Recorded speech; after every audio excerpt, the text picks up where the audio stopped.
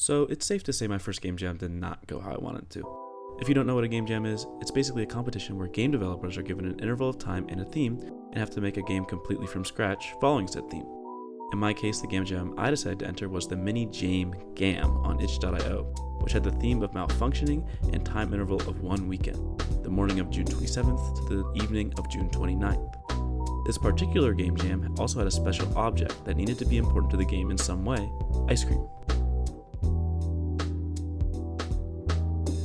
So with the theme of malfunctioning and an ice cream special object, obviously I decided to come up with an infinite runner where the cold company was hacked by the fire company, causing you, ice cream, to flee town and get to Antarctica, the one cold place out of their grasp. Only, since it was an infinite runner, you would never get there, making the game's story kind of a funny gag. Honestly, this was the first and only thing I could think of when it came to malfunctioning and ice cream, and I decided to just run with it. So I created a new Unity project and wrote the first name that came to mind: Catastrophe. Now, a quick disclaimer before I get into the game's development. I did use AI to help with creating this game. I was responsible for all the art, mechanics, ideas, Unity work, and code functionality that went into the game, but I did use Cursor AI to help with code debugging as well as code organization. In my opinion, AI is at a point now where it is going to do both debugging and organization so much faster than I ever could, making it difficult not to use, especially when competing in a game jam where time is of the essence. Anyways, when it came to this game jam, I didn't have a plan of when I wanted to work on things. I more so just got right to work and had a general idea of what I had to do. I knew I needed player movement, obstacle spawning, coin system, player prefs, UI art, background art, main menu art, lots more art, a continuous background, probably some lighting, maybe a shop, items you can buy, a pause button, a game over screen, and lots of other stuff. It would most definitely be better to have a concrete plan of when and what I needed to work on, but I figured since the project was supposed to be somewhat small, that it was okay to kind of just wing it. So the first thing I decided to work on was to design my player sprite and make some animations. I really only have experience with pixel art, and since this jam is only a weekend, I decided to stick with what I know.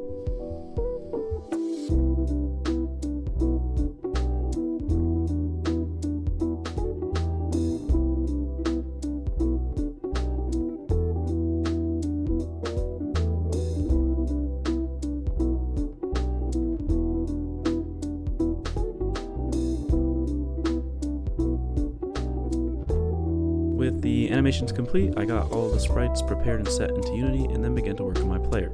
I implemented a pretty basic player movement system since I only needed the player to jump and move left and right for an infinite platformer. Next, I decided to work on an obstacle generator. One thing I love about working with Unity is that there are so many kinds of tutorials and threads online for how to do all different stuff in the game engine. I had no clue how to make an obstacle generator that spawned projectiles and then deleted them once they were off screen, so I honestly just found a tutorial that taught me how to do it. With that done, I created an obstacle prefab and a coin prefab, both with different scripts attached to each. The obstacle would damage the player and the coin would add to the player's coin total whenever they collided with the player's own collider. This work took up basically all of my first day in the jam, but I did end up making a pretty nice coin animation for the coin to end the day.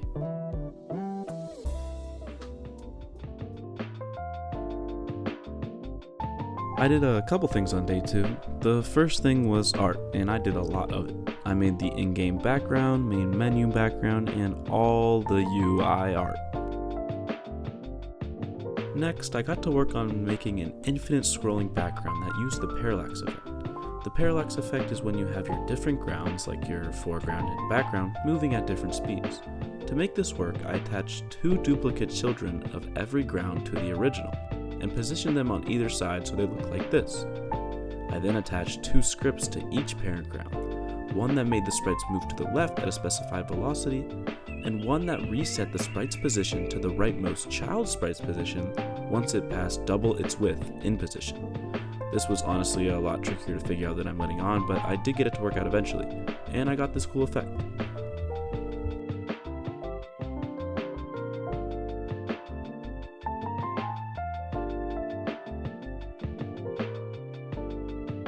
The last thing I did this day was set up all the UI transitions, like a play button and exit button on the main menu screen, and a resume button, retry button, and menu button on the pause game screen. And with that came the final day.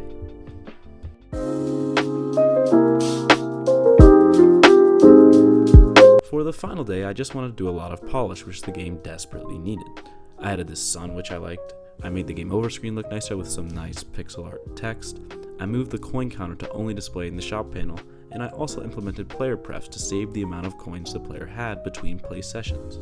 The last thing I did to end the final day with an hour left was some playtesting, and I came to the conclusion that I kind of hated my player movement script that I had made. The player kept getting stuck to the ground and the jumping was kind of inconsistent.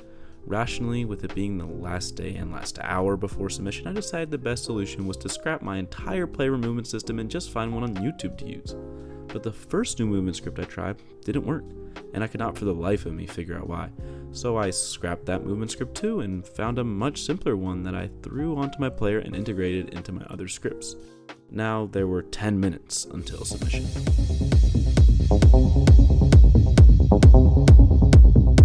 Feeling the pressure, I quickly threw together this fireball sprite in quite literally 30 seconds, and then began to rapidly test my game one more time before deciding I was done. Now came a big problem. I have never exported a game from Unity before. Yes, I have lots of experience working in the Unity editor, Visual Studio, and Sprite from working on other games, like Back on Your Feet, please wishlist on Steam, but I've never finished a game before and tried to upload it to somewhere for other people to play. To be honest, I didn't have the slightest clue how to do it, which is a pretty big problem considering the jam deadline was under 10 minutes away.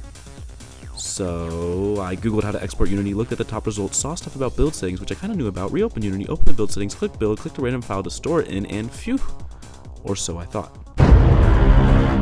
So now I made my way over to the mini gamejam page on itch.io, filled up all the fields, dropped the catastrophe.exe file into the field where you upload your game and press publish. Keep in mind at this point I was exhausted. The submission time was 5 p.m. and I had more or less worked on it since I had woken up all the way to that time. So feeling relieved that I submitted the game just before the submission time after all that work, I took a break from my computer to just relax.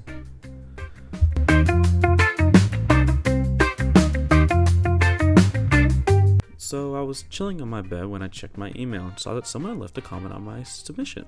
Obviously excitedly, I went to look at the comment and saw this. Naturally, I was like, yeah, so I did not end up submitting properly and my game was unplayable. This was because I had only uploaded the .exe file when I needed to find all the files created when I built the game and put them onto a zip file. So I did that, but at this point it was almost 5 hours past the submission time and I wasn't sure if my resubmission would be accepted.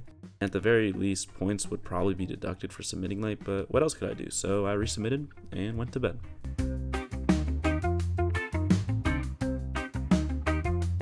An hour or two after I'd woken up, I was checking my email again and saw that the same person had left another comment on my submission.